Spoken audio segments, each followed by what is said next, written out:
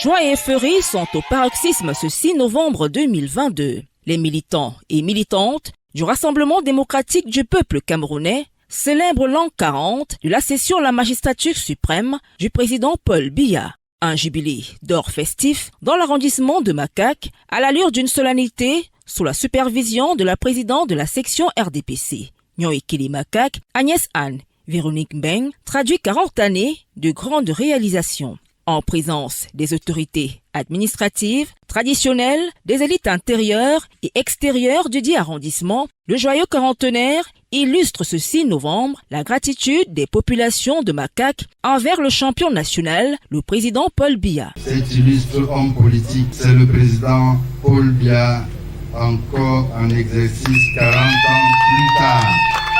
Grâce à la volonté souveraine de celui qui trône dans le ciel, car ne dit-on pas tout pouvoir sur terre vient de Dieu, quelle grâce méritée. L'an 40 du renouveau qui se déroule sous le prisme du vivre ensemble génère comme un clairon la stabilité, la paix, la prospérité socio-économique pilotée par la sagesse, la patience et le génie du président Paul Biya depuis plusieurs années. Des prouesses reconnues à l'homme du renouveau à travers des allocutions par ordre des présidents de section RDPC, OF-RDPC, OG-RDPC et des partis alliés.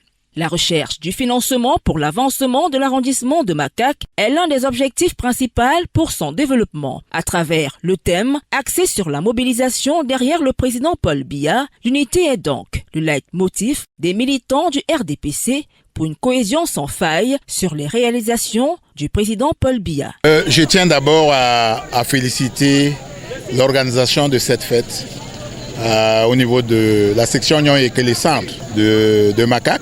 Je félicite la présidente du bureau des sections qui a très bien organisé la fête.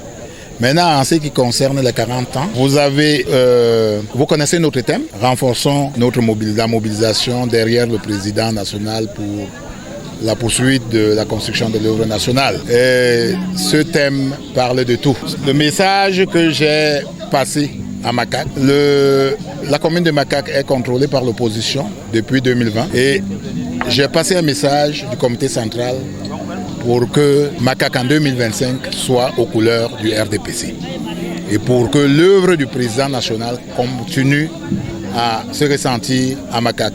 Parce que depuis 40 ans, le président national a réalisé beaucoup de choses.